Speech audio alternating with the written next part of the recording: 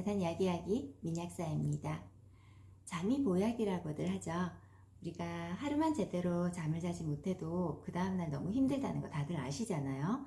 그러니까 이처럼 충분한 수면은 하루 종일 쌓인 피로를 회복시켜주고 그 생체 리듬을 정상적으로 유지시켜주는데 매우 중요한 역할을 합니다. 대한수면학회에서는 성인의 적정 수면 시간을 6시간 내지 8시간 정도로 이야기를 하고 있는데요. 사실 개인 차이는 좀 있습니다. 그런데 오늘 이야기하고자 하는 불면증은 쉽게 잠들지 못하거나 잠들었더라도 자주 깬다든지 또는 숙면을 취하지 못하는 경우 모두 해당합니다. 근데 만약 통증이나 우울증이나 하지불안 증후군 같은 다른 요인이 있다면 이런 것들이 수면을 방해할 수도 있기 때문에 우선 치료가 필요할 거고요. 또 흔히 드시는 약물 중에서도 불면증을 유발할 수 있는 약물들이 있으니까 살펴볼 필요가 있습니다. 예를 들어 카페인이나 식욕 억제제, 또 부신피질 호르몬제나 베타 효능제, 베타 차단제, 또 감기약에 많이 쓰이는 비충혈 제거제, 또 갑상선 호르몬제나 경구피임약 이런 것들도 또 약간 불면을 야기할 수도 있기 때문에 혹시 복용하고 있진 않은지 확인할 필요는 있겠죠. 불면증 치료를 위해서 병원에서 처방받으시는 몇 가지 전문 의약품에 대해서도 말씀드리겠습니다.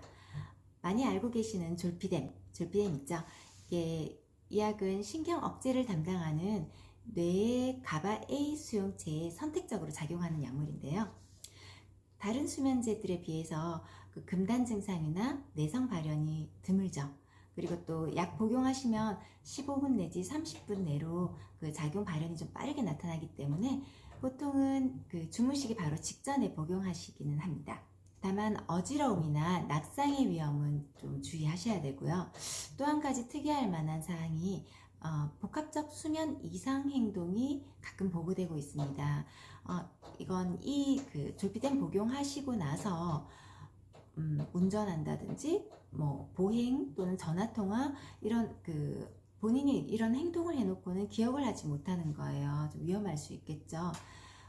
이 경우는 권장 용량 이상을 복용한다든지 또는 술이나 신경안정제 같은 중추신경을 억제시킬 수 있는 약물들을 같이 복용했을 경우에 발생 위험이 증가한다고 알려져 있습니다. 또 처방받으시는 약제 중에서 멜라토닌 성분이 있습니다. 이 멜라토닌 성분은 수면 및 각성 주기를 조절하는 멜라토닌 수용체에 결합을 해서 수면의 질을 개선시켜주는 역할을 하거든요. 그래서 보통 55세 이상의 수면의 질이 저하된 환자분들의 이제 단기 치료에 사용을 하게 됩니다. 네, 이 약은 주무시기 한두 시간 전에 미리 복용을 하시고요. 알코올을 드시게 되면 이 약의 효과가 떨어지기 때문에 같이 드시면 안 됩니다. 처방전 없이 약국에서 구매하실 수 있는 약국용 수면 유도제도 있는데요. 대표적인 게 디펜히드라민 제제와 독시라민 제제가 있습니다. 이 약들은 일시적이고 단기적인 불면증 치료에 사용을 하게 되는데요. 복용 후에 한두 시간 후부터 효과가 나타나기 시작합니다. 이 약들은 1세대 항히스타민제로서 수면 유도와 진정 효과가 있는데요. 항히스타민제다 보니까 알러지나 가려움으로 인해서 불면을 겪으시는 분들한테 좀 유용할 수가 있겠죠. 또 항히스타민제이기 때문에 나타나는 부작용도 있을 수 있는데요.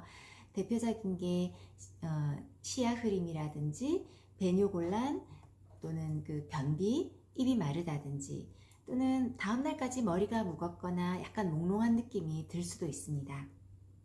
혹시라도 알러지약이나 멀미약, 또 감기약이나 우울증 약과 같이 복용하시지 않도록 주의하셔야 되겠습니다. 이 약은 단기간 복용하시면 내성으로 약효가 감소할 수 있기 때문에 보통 일주일에서 10일 이상 연속으로 복용하시지 않는 게 좋겠습니다. 그리고 요즘은 수면에 도움이 되는 건강기능식품, 영양소도 많이 나오는데요. 그것도 몇 가지 알려드리겠습니다. 대표적인 게 미강 추출물, 감태 추출물, 또 락티움 성분 이런 것들이 건강기능식품으로 나오는데요. 그러니까 수면에 도움을 줄 수 있는 개별 인정형 원료로 식약처에서 허가를 받아 나오는 거죠. 위에서 말씀드린 약제들과는 달리 한두 번 드신다고 바로 효과가 나타나는 게 아니고요. 보통 2주 내지 4주 동안 꾸준히 복용을 하셔야지 효과를 보실 수가 있습니다. 또 그 외에 간접적으로 수면에 도움을 줄 수 있는 영양소들도 있죠. 테아닌 성분이라고 있는데 이 테아닌 성분은 그 긴장으로 인한 스트레스를 완화하는 데 도움이 된다고 알려져 있습니다. 그래서 앞에 말씀드린 락티움과 테아닌을 같이 조합해서 나오는 건강기능식품도 사실 판매되고 있습니다. 또 칼슘 마그네슘 제제도 도움이 될 수 있는데요. 칼슘 마그네슘 제제는 근육과 신경의 긴장을 풀어주어서 이렇게 수면에 간접적으로 도움이 되겠죠. 또 비타민 제제 중에서도 특히 비타민 B6 제제는 뇌에서 세로토닌이나 가바, 도파민 등 신경 전달 물질의 생산에 도움이 됩니다. 그래서 기분을 좋게 하고 깊은 수면에 도움이 되도록 해서 신경계를 돕는 핵심적인 영양소인데요. 그렇다고 해서 비타민 B6만 단독으로 드신다기보다는 원래 비타민 B군들은 서로서로 협력해서 그 시너지 효과를 내는 작용을 하거든요. 그렇기 때문에 가급적이면 그 비타민 B군 복합제로 활용하시는 게 도움이 좀 더 되실 겁니다. 앞에서 말씀드린 영양소나 수면제 이런 것들도 필요에 따라서 도움이 되실 수도 있겠지만요.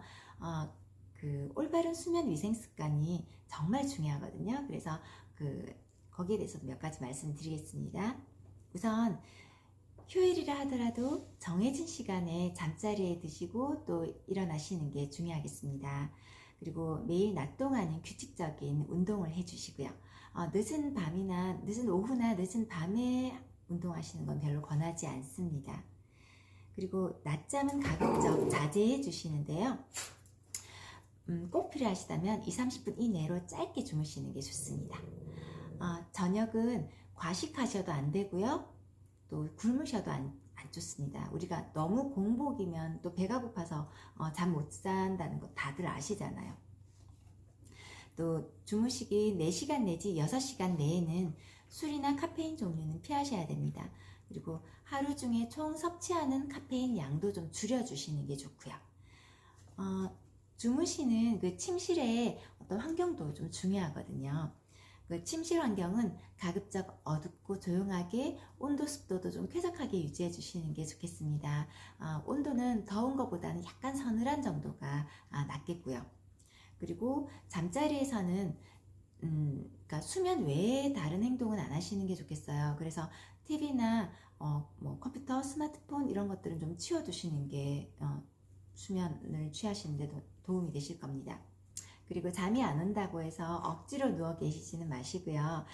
피곤해질 때까지는 가볍게 활동을 해주시면서 긴장을 풀어주시는 것도 괜찮을 거고요.